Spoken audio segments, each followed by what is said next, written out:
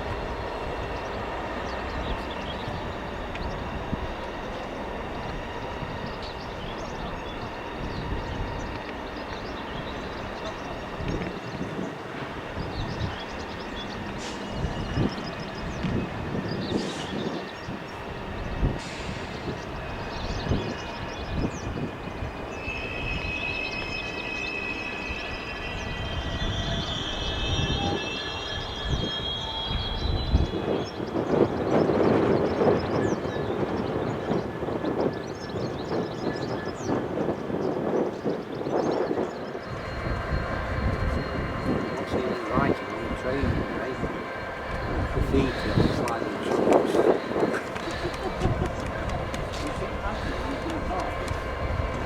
She what?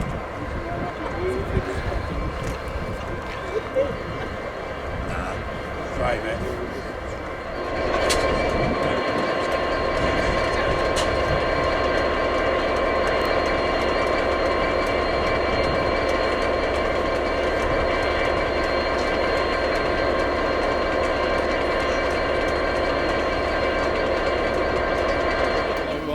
My name's John Smith. I'm the CEO of GB Rail Freight, and we've been running the services into here for the past few years, I guess. Amanda's with us. And I guess welcome to what should be a celebration. Bit of a wake, bit of a celebration. Quite an historic moment, to say the least, in terms of both railways, power generation and coal in this country. Now, many years ago, as an apprentice in the rail industry, I was lucky enough to have the BR sponsor me to go to university, and I ended up down at Loughborough, just down the road, doing mechanical engineering, and in my final year majored in thermodynamics. And we visited this place. I still remember it. This is back in the early 80s, I guess. And I remember back then it was the most thermally efficient power station probably in Europe at that time. I seem to remember about 37% or something like that. But at the time, having been down there, I don't think I ever imagined that you would see the day when coal mining, coal carriage in trains, and then power generation from coal would come to an end in my lifetime.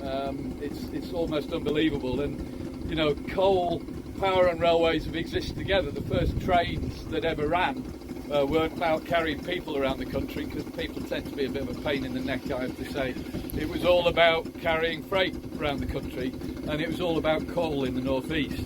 And I wrote some figures down, and in the 1920s, 225 million tonnes of coal were carried in trains. It was about 80% of all the coal moved.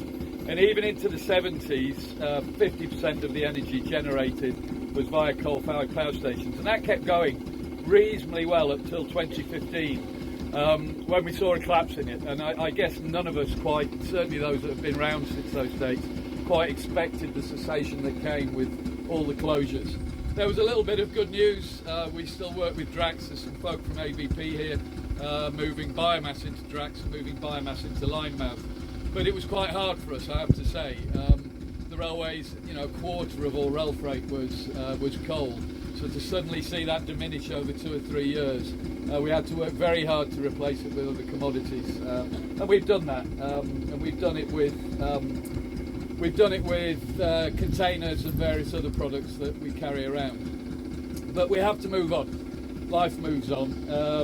And at the end of the day, I was reading an article yesterday, and we could teach the politicians a few things, because whilst most of them are useless, and most of the whole situation has been a complete cock-up under the Tories, there are some things they can shout about.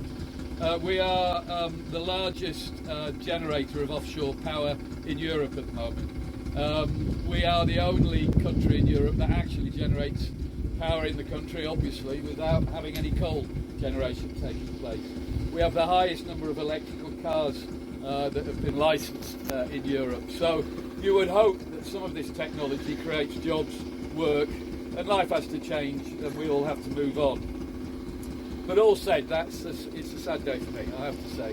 I was both proud and sad to ride in on the last train today, and I guess it's all a change of life for yourselves.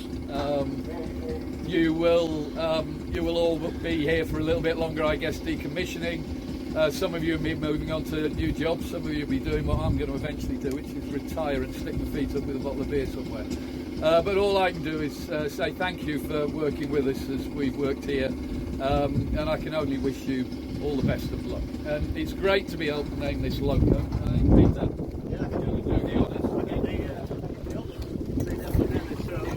Oh, yeah, you definitely go. Thank you. And it's been a phenomenal achievement over all these years to, as I say, that transition to go from about 80% of the UK's power to coal by the end of this year at zero. So thank you everyone for the hard work. So you put it to Okay? We're in 3, 2, 1. 3, 3, 2, 1.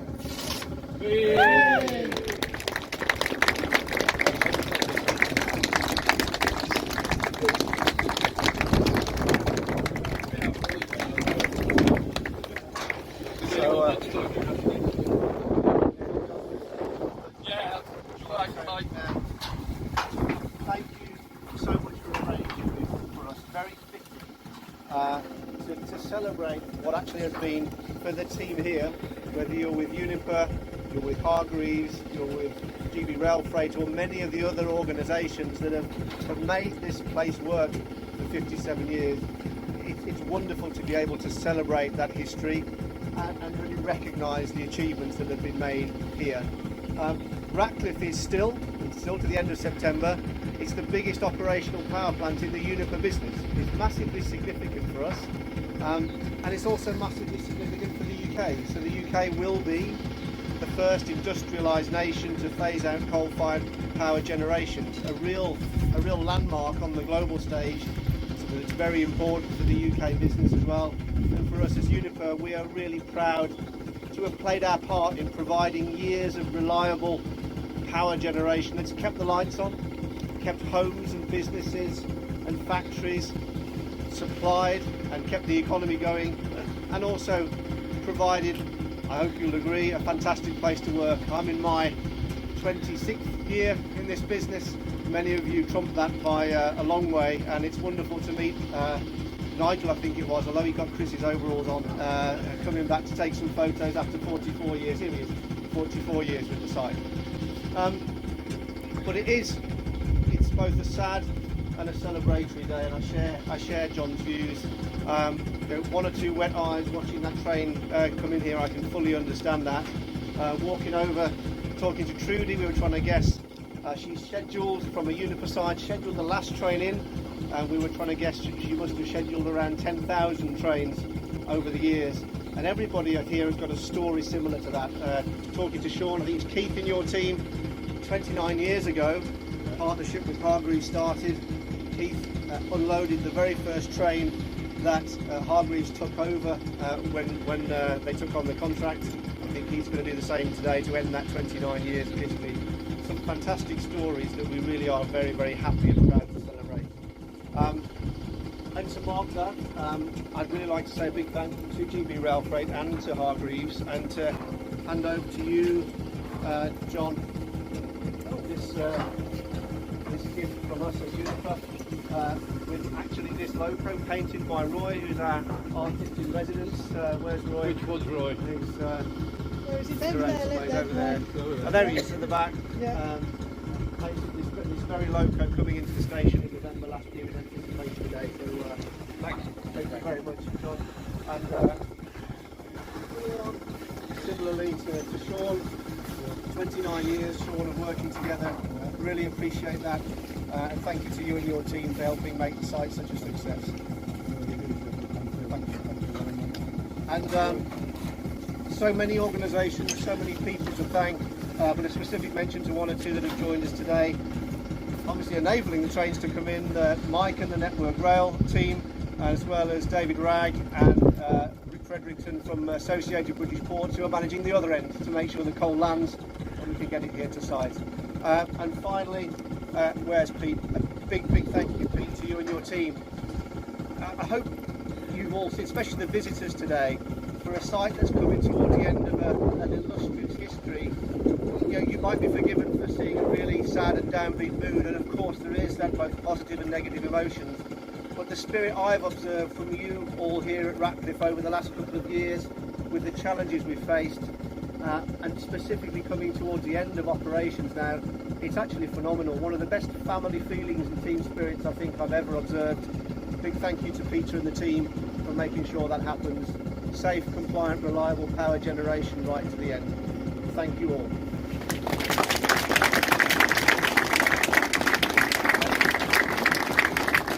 All focused as well. In the name of Ratcliffe, this loco will be running for many a long year, so it will be travelling around the country, carrying all those other commodities. So please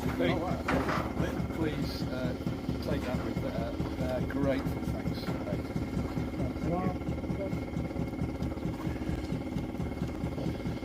thank you. Very good. Thank you all.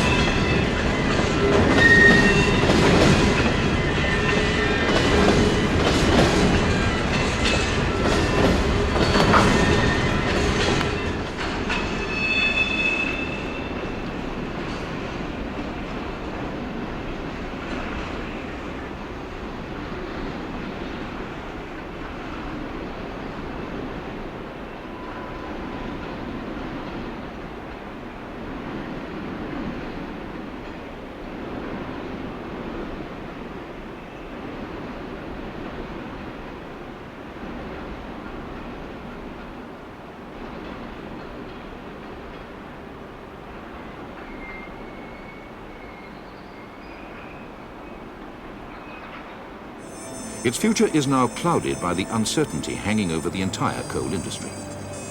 As the mines run down, so the pattern of merry-go-round traffic changes. Imported coal delivered by imported locomotives.